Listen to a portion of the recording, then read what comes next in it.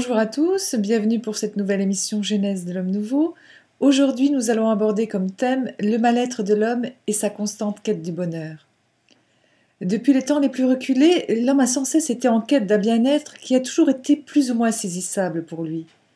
Il a depuis toujours intensément recherché ce qu'il appelle le bonheur, avec assiduité et détermination. Aujourd'hui, après cette sortie de la survie physique, en y trouvé une certaine sécurité et un certain bien-être matériel, il commence à se rendre compte à quel point il se sent malgré tout submergé par ses angoisses et ses problèmes existentiels. Il prend tout doucement conscience qu'il est en état de survie psychologique, qu'il manque d'équilibre et de stabilité, et cherche désespérément à trouver des solutions au mal-être qui en résulte. Il recherche les clés au secret du bonheur, et pourtant ne cesse de tourner en rond sans en prendre conscience. À quoi est dû ce phénomène ? Moi, ce qui m'interrogeait, c'est de voir déjà ce qui se passe dans la société, de voir l'évolution de l'homme depuis le départ, depuis la préhistoire, si tu veux, l'homme qui a évolué à travers à chaque fois des découvertes, et c'est à chaque fois des découvertes assez pertinentes qui l'ont fait avancer dans sa vie. Et donc, à un moment donné, quand il avait suffisamment évolué, qu'il s'était un peu dégagé du fait de la survie due à l'alimentation, à la chasse, etc., il a commencé, bon, il y a eu la découverte aussi de l'électricité, ça a été toute une nouvelle, des nouvelles possibilités qui s'ouvraient à lui, et il me semble qu'il a cherché à se faciliter la vie. Il a beaucoup misé sur le progrès, oui, il est vraiment fort au progrès pour améliorer sa vie. Ouais, c'est ça. Ouais. Dans le sens que l'homme ancien était tellement dans la survie que justement, il n'était pas bien là-dedans. Il y avait un mal-être au niveau de... J'entends un drôle de son, là. Chez moi, il n'y a pas de son, il n'y a aucun son. Okay. Ouais, il y avait un mal-être au niveau de... Ben voyons, c'est ça. Moi, j'entends rien, chérie, elle est ici. Hein. OK. En tout cas, il y avait un mal-être au niveau de son bien-être matériel, dans le sens que c'était difficile pour lui de survivre. Alors, il ne s'occupait pas tellement de son mal-être psychologique. Tout à fait. Fait que, comme vous disiez, il a amélioré son mal-être physique. Et aujourd'hui, ben, c'est très facile ou relativement facile de survivre physiquement. Mais c'est pas nécessairement facile de survivre psychiquement. Et c'est justement là où l'être humain commence à se rendre compte que il n'est pas sorti du bois au niveau de son mal-être psychique. Et c'est pour ça qu'il recherche le bonheur, justement. Il recherche autre chose, il cherche des solutions pour se sentir mieux dans sa peau, il cherche à s'évader, il cherche à trouver des clés, à se changer, à transformer sa vie. Et pour ça, il fait appel à différents praticiens, il fait appel à des coachs, etc., pour le sortir de ce mal-être qu'il a, de cette impossibilité de communiquer qu'il a avec autrui, de toutes les difficultés qu'il rencontre dans sa vie qui fait qu'il est mal. Oui, ben, l'homme, le problème, c'est qu'il ne connaît pas, il ne sait pas la source de son mal-être. Il ne peut pas identifier, ou il a de la difficulté à identifier la source exacte de son mal-être. Alors, il recherche toutes sortes de formes, de recettes pour atteindre le bonheur, autrement dit, la sortie du mal-être. Mais le bonheur, c'est lié justement au mal-être, dans le sens que la recherche du bonheur est liée au mal-être. Lorsqu'un individu se sent pas bien dans sa peau, alors il va toujours chercher à être heureux. Mais la recherche du bonheur, c'est une recherche psychologique. C'est une illusion créée par le fait que l'ego se sent mal dans sa peau. S'il se sentait bien dans sa peau, il ne rechercherait pas le bonheur. Voyez-vous ce que je veux dire? Alors, c'est une notion psychologique. Le bonheur, même le mal-être, c'est une notion psychologique de quelque chose d'autre, de quelque chose qui est beaucoup plus profond. Alors, c'est normal pour l'homme, lorsqu'il ne sait pas comment il fonctionne, lorsqu'il n'a pas de puissance, lorsqu'il est impuissant face à la vie, de ne pas se sentir bien dans sa peau. Voyez-vous? Alors, c'est ça qui l'amène à rechercher constamment le bonheur ou se sortir de son mal-être. Mais il essaie constamment de s'en sortir de façon psychologique. Il est là le problème. Mais en fait, qu'est-ce qui sous-tend ce mal-être? Ce qui sous-tend ce mal-être, je viens d'en parler un peu là, c'est le fait qu'il ne se connaît pas. Il ne connaît pas sa systémique. Il ne connaît pas les rouages ou la mécanique qui l'anime. Il en connaît une petite partie de façon psychologique, à travers la psychologie, mais c'est très limité.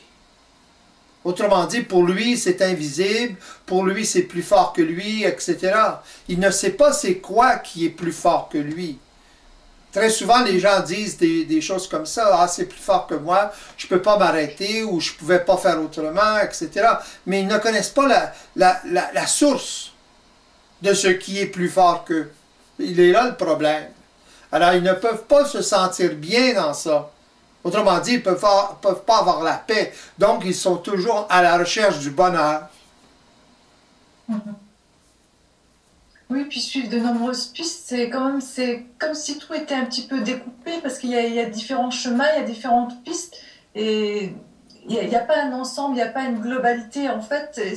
Et ce qu'ils recherchent, est-ce que c'est vraiment quelque chose dont ils n'ont pas conscience, quelque chose qu'ils ne connaissent pas? Exactement. Ils recherchent quelque chose dont ils n'ont pas conscience. Autrement dit, ils essaient de se libérer de ce mal-être-là, autrement dit de leur ignorance, de la source, mais ils essaient de le trouver de façon psychologique. De là, tous les recettes, tous les façons que l'homme a plus ou moins trouvées pour s'en sortir. Alors, c'est pas suffisant. L'approche psychologique est loin d'être suffisante. Alors, ça va marcher pendant un petit bout de temps, mais ou ça peut marcher pendant un petit bout de temps, mais ça ne peut pas être permanent. Alors, pour que ce soit permanent, l'être humain doit savoir ce qui l'anime. Autrement dit, il doit prendre conscience, il doit s'éveiller à quelque chose d'autre. La raison pour laquelle il a tant de difficultés, c'est qu'il n'est pas éveillé à une autre réalité. Il est là son problème fondamental. Alors c'est pour ça qu'il recherche le bonheur, c'est pour ça qu'il se sent mal, ou ce qu'il appelle... Oui. Il doit aller en fait à la réelle origine de son mal-être, celle qu'il n'a... Il doit trouver l'origine de son mal-être, mais ça, c'est pas évident pour lui de trouver l'origine de son mal-être. C'est très difficile pour une personne qui vit cette condition de s'en sortir, ce que j'appelle la condition involutive.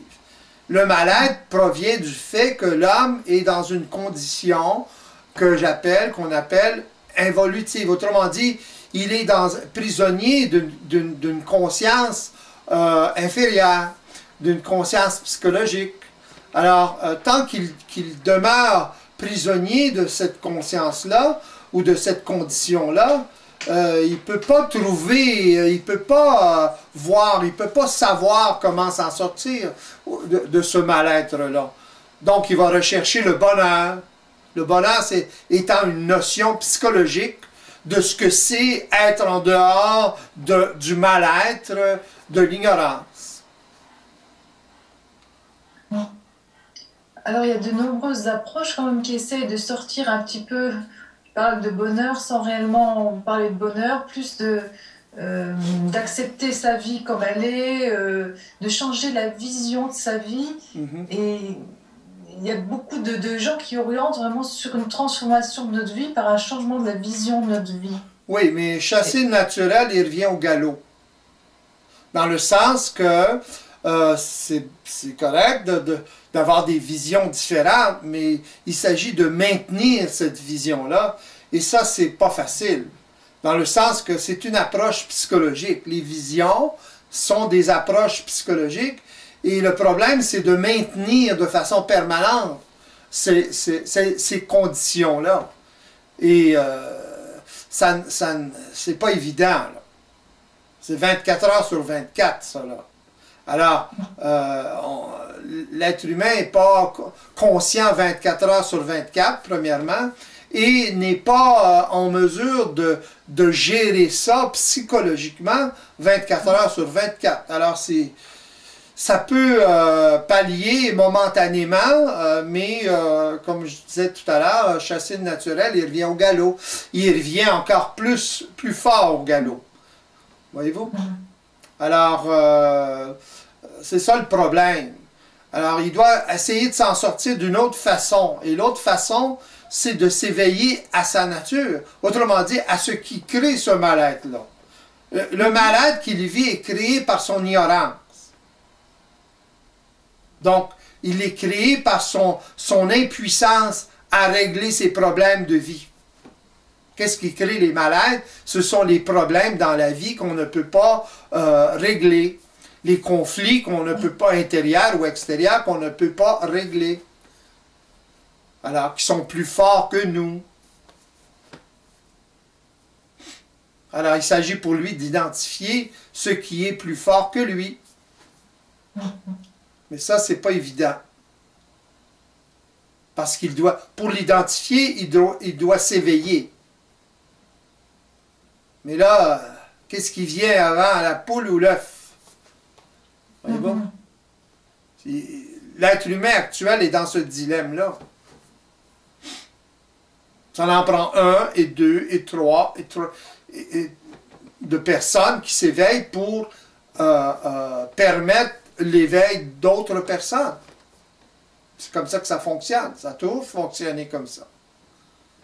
Les animaux font, dans le règne animal, ça fonctionne comme ça. Les animaux apprennent par mimétisme. Ils imitent.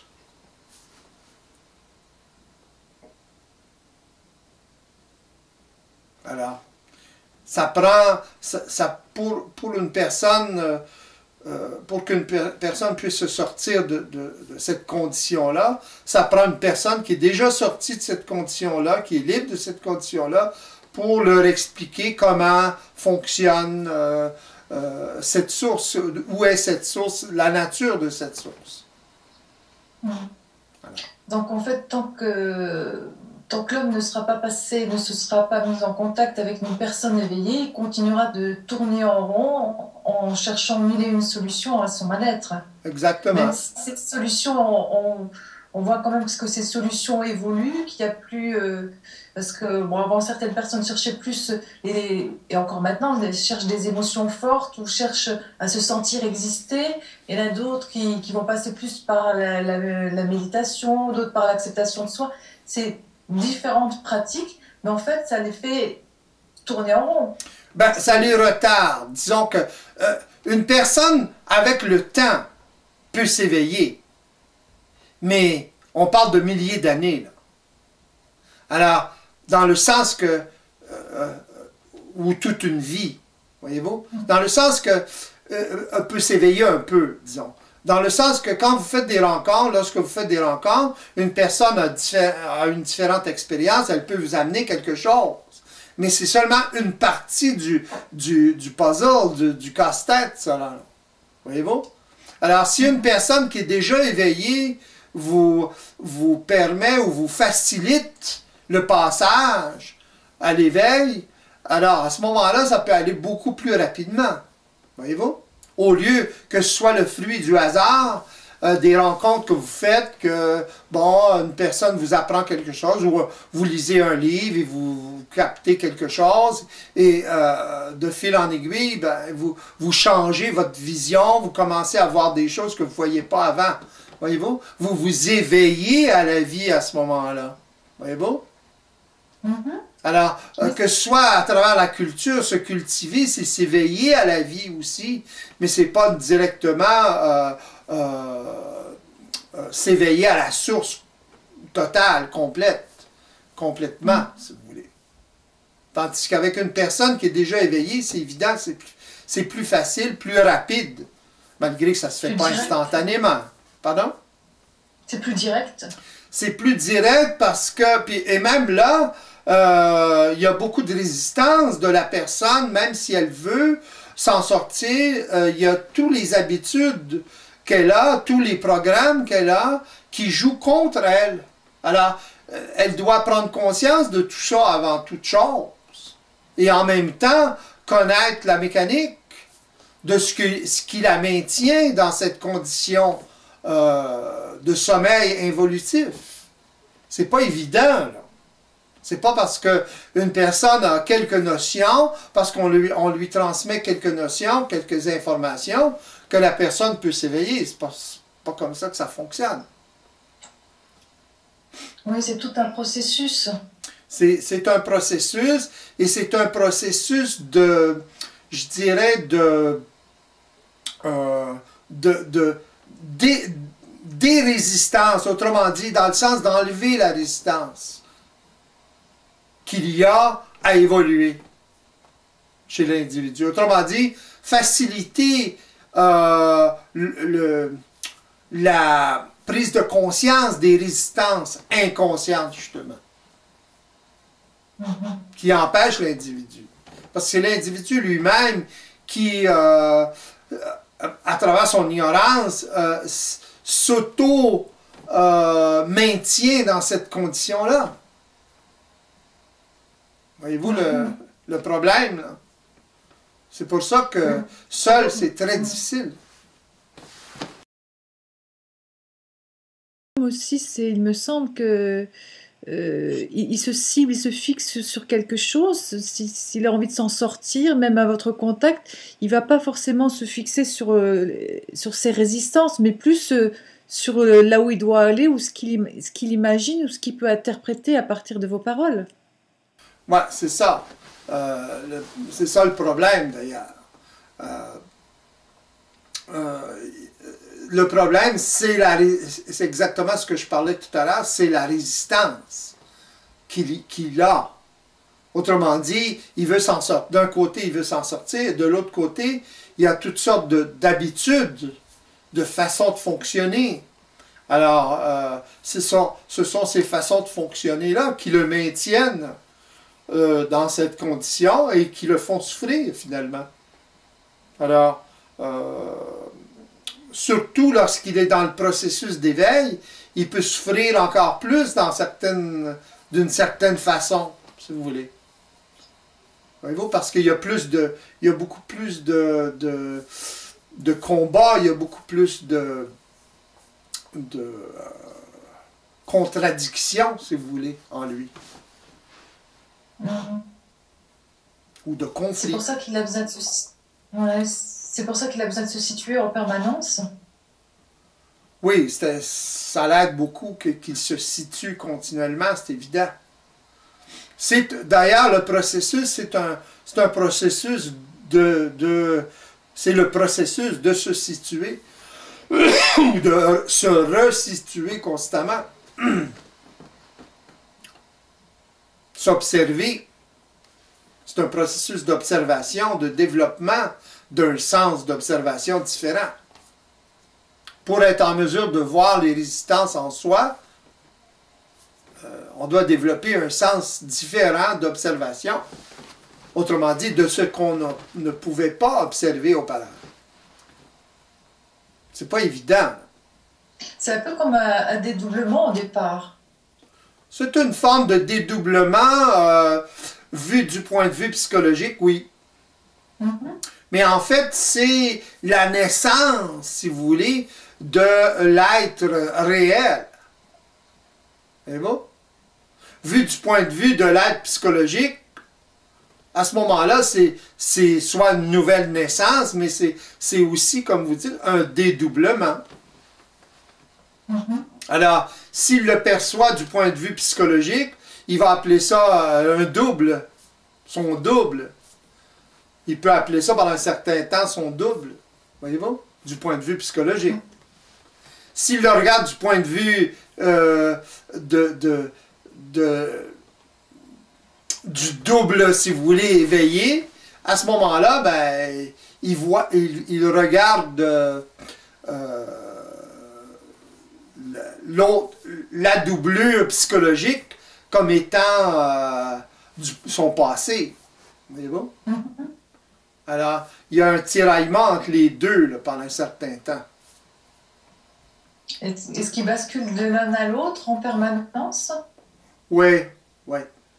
Et à un moment donné, la pesanteur ou la gravité fait son travail, si vous voulez. Dans le sens que plus il s'éveille, moins il s'identifie à sa condition évolutive, moins il s'identifie à sa doublure psychologique. La doublure psychologique est en fonction du fait qu'il s'identifie à sa programmation, il s'identifie à sa pensée, etc. Voyez-vous? Sans ça, il n'y aurait pas de sensation de doublure ou de dédoublement. Voyez-vous? Alors, il évolue, plus il évolue, plus il se sent comment je dirais ça, à l'aise naturellement en lui-même, dans son identité réelle, dans sa nouvelle identité, disons. Est-ce que c'est ça qui lui donne la force et puis une prémisse en fait de puissance ou de porte ouverte sur un bien-être? Évidemment, lorsqu'il commence à s'éveiller de plus en plus, il sort de son mal-être automatiquement. Alors, il ne recherche plus le bonheur. Il n'est pas intéressé à rechercher le bonheur. Ou de moins en moins intéressé à rechercher le bonheur.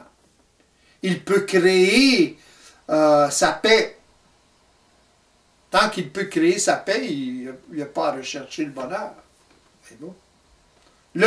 Disons, le bonheur tant recherché, c'est cette condition évolutive-là, d'éveil. Parce que à partir de cette condition-là, l'individu peut régler ses problèmes de vie plus facilement, de plus en plus. En fait, il commence à sortir des vagues de la vie et à se stabiliser sur quelque chose de plus calme et de plus, entre guillemets, longiligne, ou point de... Bah, c'est pas nécessairement plus calme, mais c'est plus... il est plus en contrôle. Vous perdez pas, il perd pas sa capacité de vibrer. Il perd, en parenthèse, on peut appeler ça une perte, il perd la souffrance de ces mises en vibration-là, ce que vous appelez les émotions. Voyez-vous? Alors, il ne vit plus d'émotions ou négatives ou positives. Il ne vit plus d'émotions point à la ligne. Il vibre aux choses. Alors, les émotions, c'est pas ce que le monde pense. Oui, alors qu'est-ce que vous entendez par émotion? Ben, une émotion, c'est le fait que l'ego se fait prendre dans un processus, dans le processus de la pensée et du ressenti. Autrement dit, il active une programmation. C'est plus fort que lui. Justement, à cause qu'il ne voit pas la source de cette énergie-là, justement, à ce moment-là, il se fait prendre dans la mise en vibration et il exécute l'action. Si vous voulez, il justifie l'action, il l'exécute. C'est une émotion. Ça devient une émotion. L'action qui va être posée va être émotive, si vous voulez. Va être soutenue par une émotion. C'est la même énergie, mais le problème, c'est que l'ego n'y voit rien. Alors, il va dire, ben, j'ai fait ça, mais c'était plus fort que moi. Ou par exemple, une personne va crier de joie très fort, et puis vous lui demandez pourquoi elle a fait ça. C'est plus fort qu'elle. Voyez-vous? Alors, la joie ou le positif ou le négatif, que ce soit le positif ou le négatif, une émotion, c'est une émotion. Autrement dit, c'est une incapacité de l'ego à contenir l'énergie, à utiliser l'énergie. Il ne s'agit pas de ne pas vibrer. De toute façon, vous ne pourriez pas ne pas vibrer. L'individu est mis en vibration, mais il est là tout l'apparatus. Les gens, par exemple, ne veulent pas perdre leurs émotions, mais ils ne savent pas qu'est-ce que c'est une émotion, ce qu'ils appellent une émotion. Il faut faire une très grande différence entre une mise en vibration et une émotion. Mise en vibration, c'est normal. Dans le sens qu'il y a un programme qui vous a, ou il y a un événement qui a déclenché un programme qui vous a mis en vibration. Mais vous n'êtes pas obligé de subir ça. Si ça joue contre vous, vous n'êtes pas obligé, que ce soit positif ou négatif, là, si ça joue contre vous, vous n'êtes pas obligé de le subir. Voyez-vous? Si vous criez, par exemple, vous éclatez de joie dans une salle, vous ne devriez pas, par exemple, c'est pas à votre avantage. Passez pour une folle. Voyez-vous? Alors, ou vous pleurez à tout rompre. Alors, à ce moment-là, ce n'est pas à votre avantage non plus. Là. Tu sais, vous en souffrez. Puis l'autre aussi, vous allez en souffrir. Vous allez souffrir les retours de cet éclat de joie-là. Voyez-vous? Pas immédiatement, peut-être, mais éventuellement. Alors, là, je l'explique pour que, tu sais, psychologiquement, les gens puissent le comprendre. Mais une émotion, c'est ça. Une émotion, c'est l'activation par l'ego, de façon inconsciente, d'une programmation qui lui nuit. C'est ça une émotion. Et tout ce qui vient de la programmation, de toute façon, c'est une amplification. Alors, même la mise en vibration, c'est une amplification. Mais il faut le savoir. Sans ça, on est assujetti à ces amplifications-là. Puis l'ego les exécute. Alors, voyez-vous le problème, là? Et vous disiez donc tout à l'heure que c'était de par l'identification de l'ego à sa programmation. Donc c'est du fait qu'il croit à sa pensée, qu'il croit à ses ressentis, qui va entrer dans cette émotion. C'est pas tellement, oui, parce qu'il le croit, c'est évident, mais parce qu'il n'y voit rien. Autrement dit, il ne voit pas clair dans ça. Il ne voit même pas cette mécanique-là. Alors, il est complètement voilé en rapport avec ça. Alors, tout ce que l'ego fait, c'est exécuter ce que la programmation lui dicte. Mais de façon totalement inconsciente. C'est normal pour lui de réagir et d'agir. Il a trouvé les justifications pour agir après avoir ressenti quelque chose. Voyez-vous? C'est totalement inconscient, ça. C'est ça, la condition évolutive. Si on veut décrire la condition évolutive, c'est exactement ça. C'est cette inconscience à exécuter tout et rien et dire par la suite, bon, ben c'était plus fort que moi. Je l'ai fait, oui, j'ai fait le crime, j'ai fait telle chose, c'était plus fort que moi. C'est ça une émotion. Tout ce qui est plus fort que vous exécutez quand même. D'accord. Mais le problème aussi, est-ce qu'il n'y a pas quand vous parlez de... Bon, on a précisé sur les émotions, mais pour l'homme, en général, même s'il se rend compte que finalement ce sont ses émotions qui le détruisent et qui cherchent en fait psychologiquement par tous les biais à, euh, à se débarrasser de ses émotions, à les gérer, puisque bon, il y a des études scientifiques qui avaient été faites en disant qu'on ne pouvait pas supprimer une émotion, mais qu'on avait la capacité d'en atteindre la maîtrise ou une certaine gestion. Mais à aucun moment, l'homme ne va s'interroger sur la présence de ses émotions. Pour lui, c'est normal de vivre des émotions. Il n'a pas d'autre choix que... Voilà, pour lui, il est constitué comme ça. Donc, c'est intéressant de voir que l'homme, il reste toujours en fait assujetti à une conscience et se pose en aucun cas, ne remet jamais en question cette conscience-là pour aller au-delà. Exactement. Alors, les scientifiques vont dire, par exemple, on ne peut pas éliminer les émotions. Mais ils disent, les scientifiques disent ça parce qu'ils ne savent pas qu'est-ce que c'est une émotion. C'est pas une question d'éliminer l'émotion. C'est une question de ne pas subir l'émotion. Les scientifiques ne font pas la différence entre une mise en vibration, comme je disais tout à l'heure, et une émotion. Ce qui devient... Pour qu'il y ait une émotion, il faut qu'il y ait une action. Voyez-vous? Émotive. Alors, la mise en vibration, elle vient avant l'action émotive. Donc, la mise en vibration n'est pas une émotion en tant que telle. Elle est une mise en vibration, exagérée, c'est évident, mais ce n'est pas encore une action. Ça devient une action quand l'ego acquiesce, si vous voulez, à la pensée ou à la justification qui lui vient en tête d'agir d'une façon ou d'une autre. Voyez-vous? Là, ça devient une émotion. Que ce soit au niveau de la parole, de parler, de dire quelque chose de façon émotive, si vous voulez. Il y a des choses que les gens disent qu'ils regrettent de dire. Voyez-vous? Alors, c'était plus fort qu'eux, etc.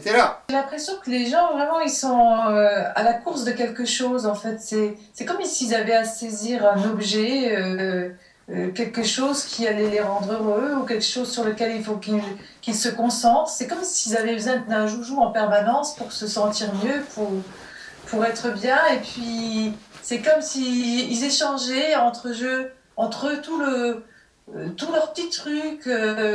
Ils prennent d'ailleurs beaucoup de plaisir à faire ça. Et c'est comme si à travers ça, ils s'entraînaient les uns les autres dans des directions futiles, en fait, qui ne vont pas les aider du tout à sortir de leur malaise, mais à leur donner des petits moments de plaisir.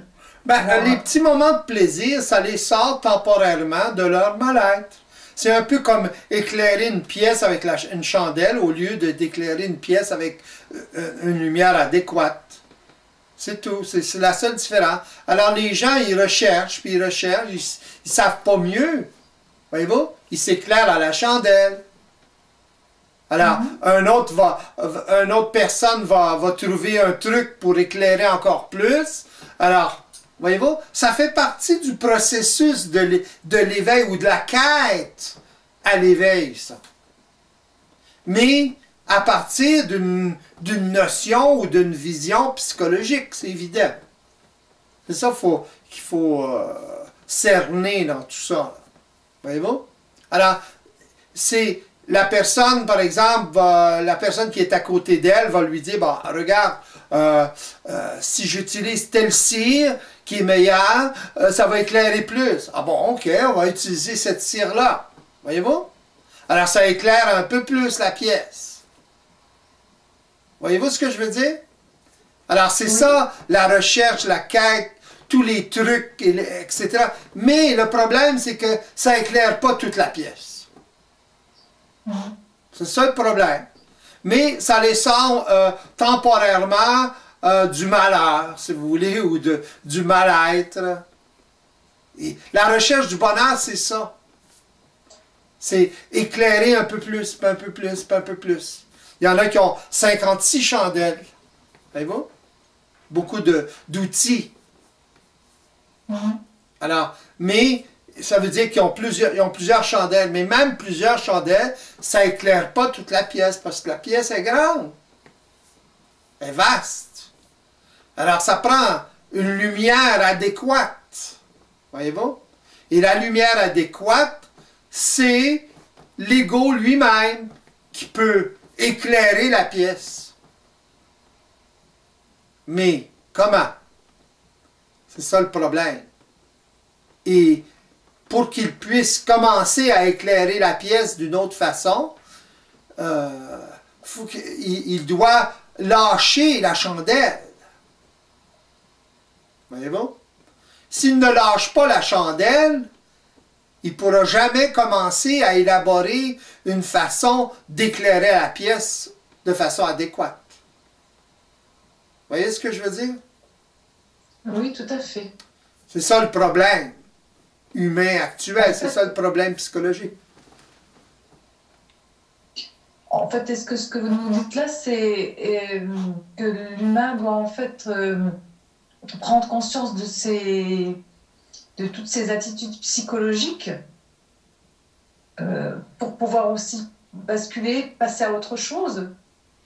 Il doit se rendre compte de ce que je viens de dire tout à l'heure. Il doit se rendre compte qu'il ne peut pas éclairer la pièce au complet, même avec 56 chandelles. Il doit passer à autre chose, à un autre mode d'éclairage.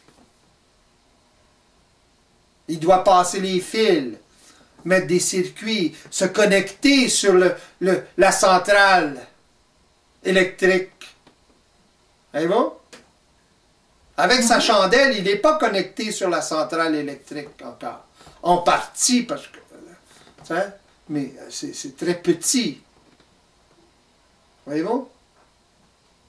Alors, plus il va se connecter ou essayer de se connecter sur la centrale électrique, apprendre comment éclairer la pièce, etc., et lâcher surtout ses chandelles.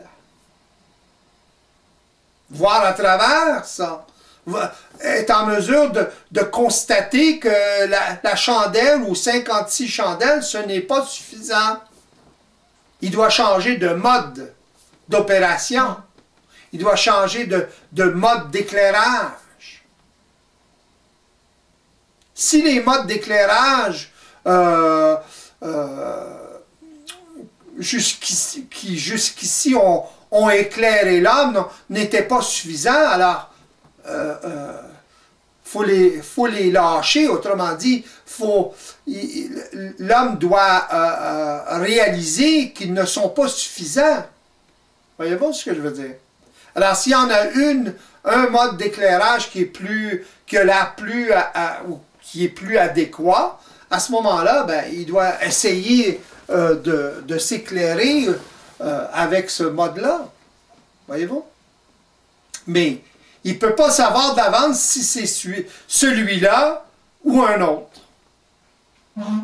Voyez-vous? C'est ça le problème. Alors, on lui présente une meilleure chandelle, mais il va l'essayer. Si on lui demande de changer complètement sa façon d'opérer avec les chandelles, ben là, c'est un peu plus difficile pour lui. Voyez-vous? C'est beaucoup plus difficile pour lui. Lâcher la chandelle, là, c'est pas facile. Parce qu'il s'éclaire localement avec la chandelle. Voyez-vous?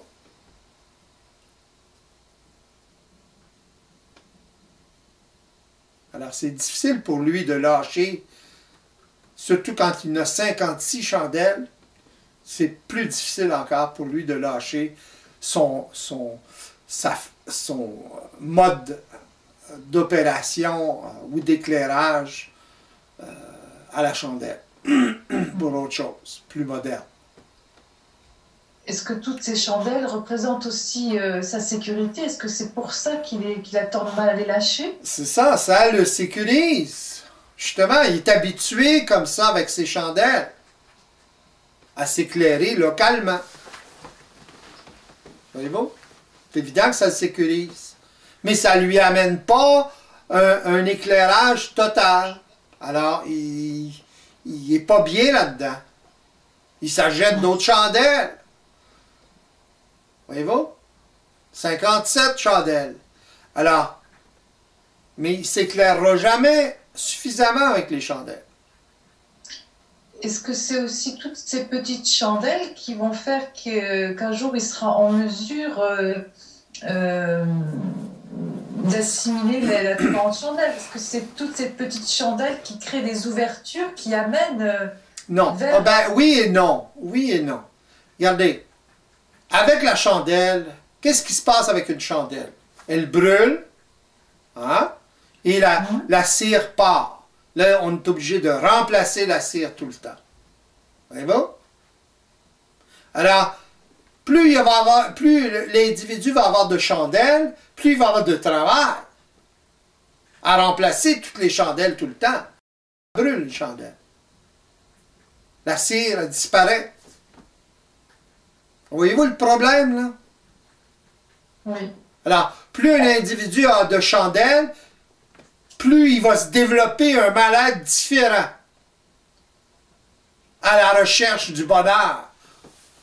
Voyez-vous? En fait, l'homme perd son temps, d'après ce que vous nous dites. C'est pas qu'il perd son...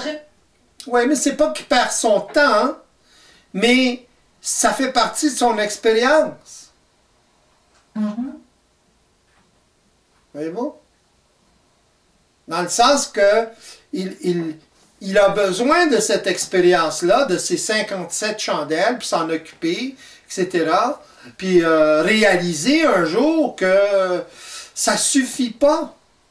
Donc, il a eu besoin de cette expérience-là. C'est pas futile. C'est jamais futile. Oui, oui, d'ailleurs, c'est comme ça que l'homme a évolué jusqu'à maintenant. Exactement. Alors, il doit souffrir les 57 chandelles ou 58 chandelles, puis les entretenir, ces chandelles-là, pendant des années. Il doit souffrir ça. S'il a une détermination pour 58 chandelles, voyez-vous la résistance qu'il a, cet individu-là? Là? Alors, il doit vivre l'expérience. Un autre individu n'a pas besoin de s'éclairer, d'essayer de s'éclairer avec 58 chandelles ou 56 chandelles. Voyez-vous? Il va essayer de s'éclairer un peu avec plusieurs chandelles, puis là, après, il va être beaucoup plus ouvert à autre chose si on lui présente. Mais s'il ne connaît pas d'autres façons de s'éclairer, ou que d'autres façons de s'éclairer existent, comment voulez-vous qu'il le sache, qu'il lâche ses chandelles? Il ne pourra pas lâcher ses chandelles. Il ne sera pas intéressé. C'est la seule chose qui l'éclaire pour le moment. Voyez-vous comment ça fonctionne un peu, là? Voilà. C'est ça le dilemme évolutif. Elle est là, la résistance. Les gens veulent garder leur chandelle.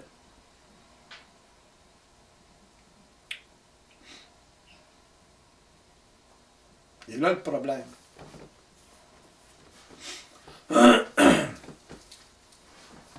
Alors, comme on voit, donc l'homme évolutif, il est en quête de bonheur.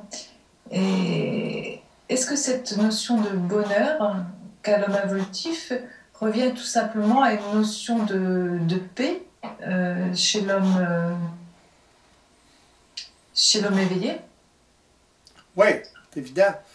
C'est la paix dans le sens qu'il est en mesure de régler ses problèmes de vie, ses problématiques de vie plus facilement, ses problèmes relationnels, etc.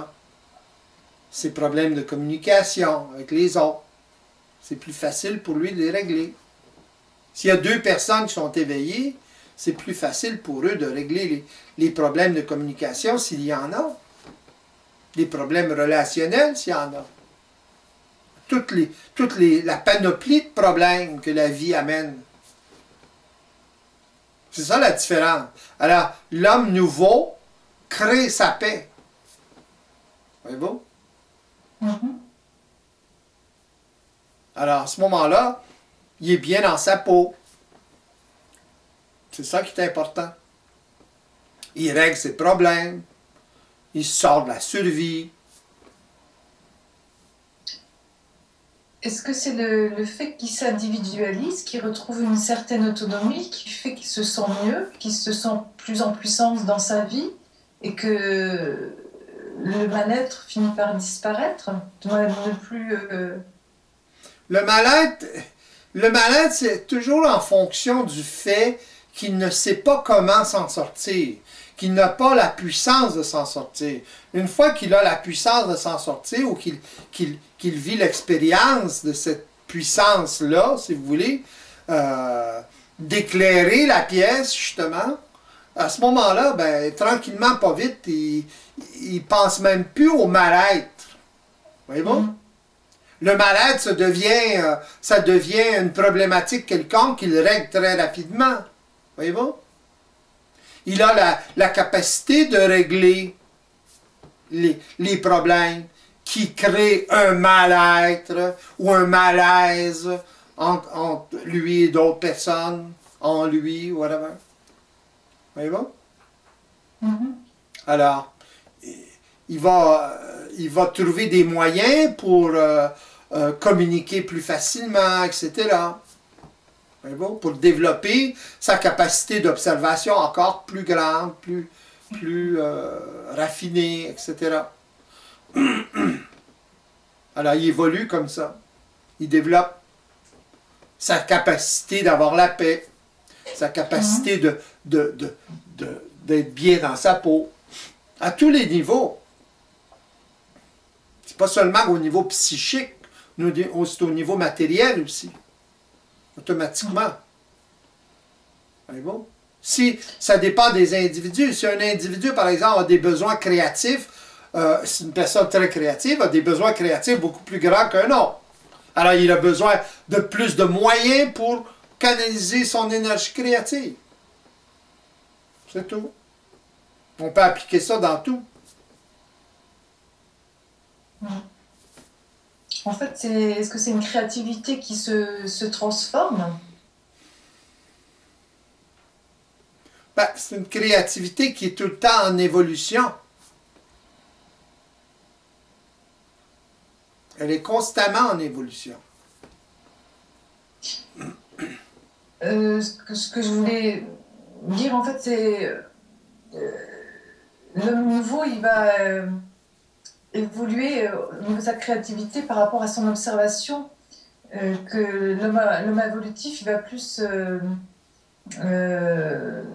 être créatif dans une forme, dans un outil. Oui, c'est automatique, il est beaucoup plus libre. La créativité, pour lui, c'est justement en fonction de se libérer de quelque chose. On est créatif pour se libérer de quelque chose qui nous emprisonne, qui nous empêche de faire quelque chose. On améliore quelque chose. C'est créatif d'améliorer quelque chose. L'amélioration a rapport avec une chose qui coule pas dans l'huile, si vous voulez. Voyez-vous, qui ne baigne pas dans l'huile. Dans le sens que c'est pas parfait encore. Alors, c'est d'être en mesure de travailler avec l'imperfection pour la perfectionner. Perfectionner les formes, perfectionner les choses. Toujours en fonction d'avoir la paix et de créer sa paix, de créer une facilité de vivre. Voyez-vous? Lorsque l'ego commence à s'éclairer, commence à connaître les lois, commence à connaître la mécanique, c'est beaucoup plus facile pour lui. Sans ça, il s'éclaire à la chandelle. C'est plus facile pour lui de voir ce qui se passe si la pièce est bien éclairée. C'est ça la différence. Donc, il devient plus créatif, c'est évident.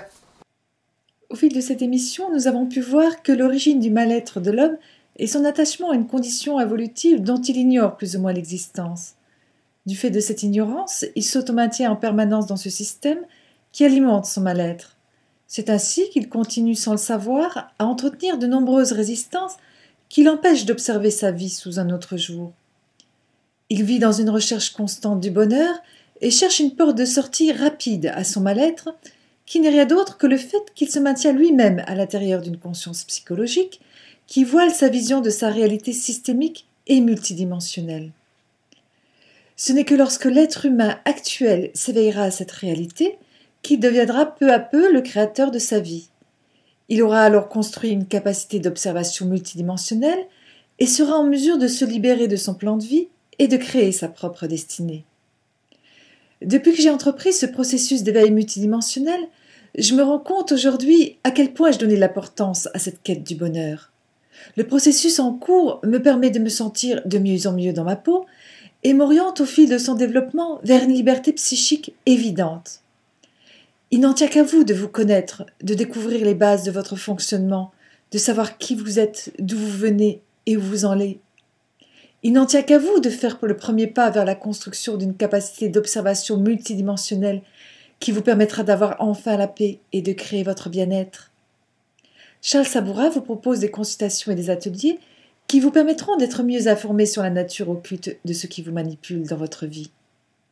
Au revoir et à bientôt pour une prochaine émission.